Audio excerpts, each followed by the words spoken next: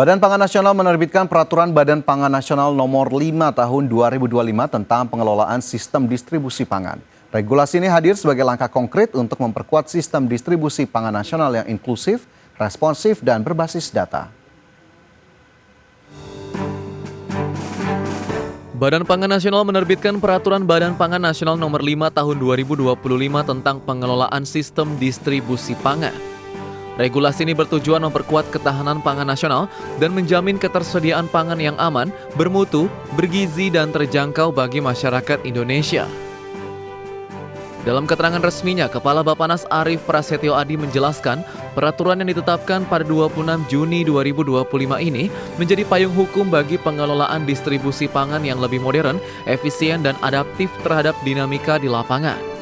Regulasi ini hadir sebagai langkah konkret untuk memperkuat sistem distribusi pangan nasional yang inklusif, responsif, dan berbasis data. Menurut Arief, pendistribusian pangan yang tepat, cepat, dan terpantau akan berdampak langsung terhadap keterjangkauan harga dan ketersediaan pangan di seluruh wilayah Indonesia, termasuk wilayah terpencil. Regulasi ini mengatur secara komprehensif tata kelola distribusi pangan mulai dari peran pelaku usaha, kegiatan pemerintah pusat dan daerah, hingga sistem pelaporan dan pemantauan digital.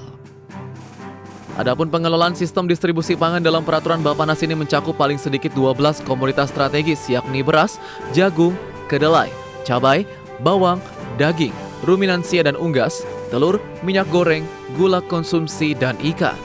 Selain itu, pemerintah juga membuka ruang pengaturan untuk komoditas lain sesuai perkembangan kebutuhan dan regulasi nasional.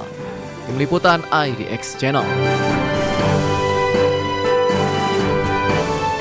Anggota Komisi 4 DPR RI dari fraksi PKS Slamet menyoroti lemahnya pengawasan Badan Pangan Nasional sehingga penyerapan produk pangan dalam negeri kecil. Menurut Slamet, lemahnya pengawasan BPN menjadi peluang bagi para mafia untuk menghimpun komoditas langsung dari petani dan memainkan harga seenaknya. Slamet juga meminta stakeholder yang berwenang untuk segera menindaklanjuti terkait isu mafia pangan yang membuat harga bahan pangan kerap melambung. Artinya ada 90% di luar, baik mungkin itu ada di masyarakat maupun ada di swasta.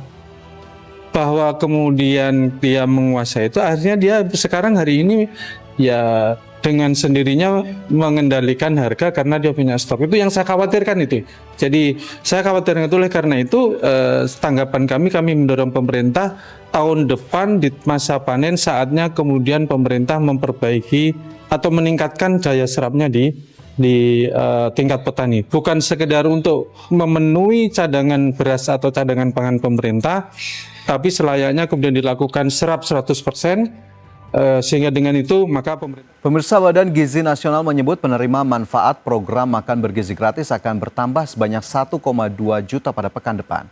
Badan Gizi Nasional juga memastikan akan ada penambahan jumlah SPPG sebanyak 473 unit. Badan Gizi Nasional menyebut penerima manfaat program makan bergizi gratis akan bertambah sebanyak 1,2 juta pada pekan depan.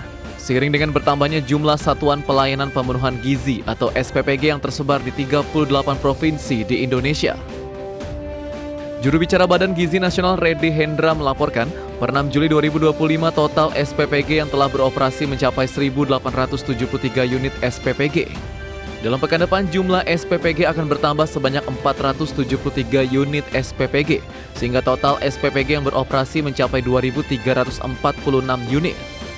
Total SPPG yang beroperasi tersebut telah melampaui dari target yang ditetapkan BGN sebanyak 1.994 SPPG beroperasi di Juli 2025. Di dalam pekan depan akan bertambah sebanyak 473 unit satuan pelayanan pemenuhan gizi, sehingga totalnya sudah hampir mencapai 2.200 satuan pelayanan pemenuhan gizi. Di pekan depan akan ada penambahan penerima manfaat sejumlah 1,2 juta, sehingga total yang akan kami layani di pekan depan itu totalnya sudah hampir 7 juta penerima manfaat. Dari total 2.364 unit yang bakal beroperasi pekan depan, setidaknya akan menyerap sekitar 100.000 tenaga kerja langsung yang bekerja di SPPG. Selain itu akan ada sekitar 10.000 usaha mikro, kecil, menengah yang terlibat dalam menyuplai bahan baku ke SPPG yang ada. Jakarta, Tim Liputan IDX Channel.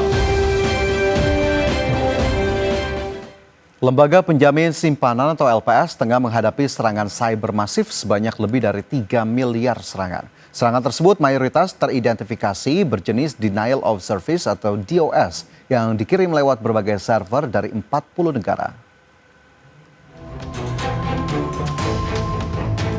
Lembaga Penjamin Simpanan atau LPS tengah menghadapi serangan cyber masif sebanyak lebih dari 3 miliar serangan dan terus bertambah hingga saat ini. Serangan tersebut mayoritas teridentifikasi berjenis Denial of Service atau DOS yang dikirim lewat berbagai server dari 40 negara. Tercatat serangan dengan intensitas tertinggi terjadi pada 25 Juni 2025 yang mencapai 34 juta serangan per detik. Meski demikian, sistem pertahanan IT LPS terbukti mampu menangkal seluruh serangan berkat kekuatan infrastruktur keamanan IT dan SDM yang telah dikelola secara mandiri. Ketua Dewan Komisioner LPS Purbaya Yudi Sadewa menegaskan bahwa keamanan cyber bukan lagi isu teknis semata. Menurutnya saat ini antisipasi berbagai serangan cyber merupakan bagian dari manajemen risiko strategis. Untuk itu LPS terus meningkatkan kemampuan pertahanan IT melalui penguatan internal dan kolaborasi dengan pemangku kepentingan. LPS pun menyebut bahwa serangan cyber yang dialami LPS merupakan salah satu serangan terbesar di dunia. Jadi kalau mereka nyerang sebesar apapun, sekarang kami bisa tangkal.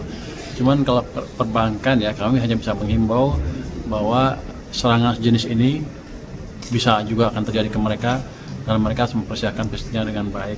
Kalau mau belajar ke LPS, kami bersedia men-share apa yang kami lakukan supaya sistem finansial kita lebih kuat terhadap serangan seperti ini maupun serangan-serangan cyber yang lain yang lebih canggih dari sisi teknologi. Penguatan sistem cyber LPS diklaim merupakan hasil dari transformasi besar selama 2,5 tahun terakhir. LPS juga telah merekrut profesional di bidang keamanan cyber dan terus berinovasi mengikuti perkembangan ancaman.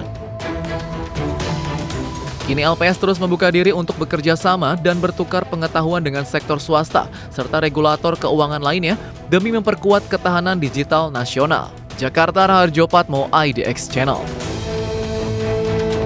Indonesia secara perdana menghadiri konferensi tingkat tinggi BRICS yang digelar di Rio de Janeiro, Brazil. Acara KTT BRICS 2025 digelar di Museum of Modern Art, Rio de Janeiro. Presiden Prabowo Subianto mendapat sambutan langsung oleh Presiden Brazil, Luiz Inácio Lula da Silva. Momen itu sekaligus menandai keterlibatan Indonesia yang kini tergabung dalam kelompok ekonomi dunia tersebut bersama negara-negara seperti Brazil, Rusia, India, China, Afrika Selatan, Uni Emirat Arab, dan lainnya. Kedatangan delegasi Indonesia ini menandai keseriusan pemerintah dalam mengambil peran aktif dalam pembentukan tatanan ekonomi global baru yang lebih adil dan seimbang. Indonesia hadir dengan menyandang status anggota penuh dan bersama para pemimpin BRICS akan membahas sejumlah isu politik dan keamanan global seperti konflik yang berkepanjangan di berbagai kawasan, reformasi tata kelola global, dan penguatan multilateralisme.